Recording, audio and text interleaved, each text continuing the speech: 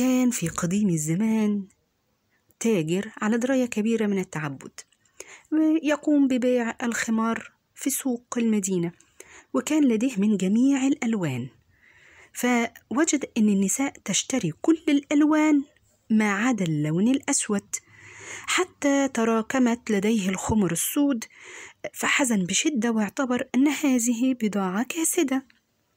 وبينما هو جالس في حزنه أمام دكانه، مر به أحد الشعراء اسمه الدرمي، وكان ناسك متعبد، فسأله عن سبب حزنه، فحكى له عن قصة الخمار الأسود، وكيف إن خسارته زادت بسبب إنه لا يستطيع بيعه وعدم شراء النساء لهذه البضاعة بالذات.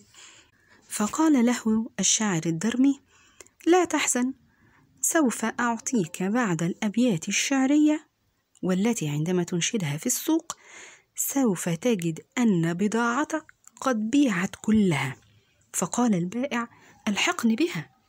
فقال الدرمي: كل المليحة في الخمار الأسود، ماذا فعلت بناسك متعبدي؟ قد كان شمر للصلاة ثيابه، حتى وقفت له بباب المسجد.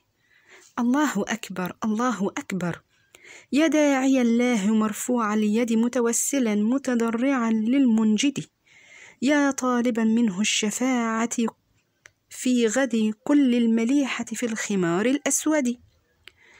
فسلبت منه دينه ويقينه، وتركته في حيرة لا يهتدي.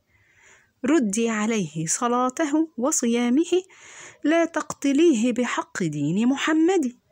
ردي عليه صلاته وصيامه، لا تقتليه بحق عيسى وأحمد.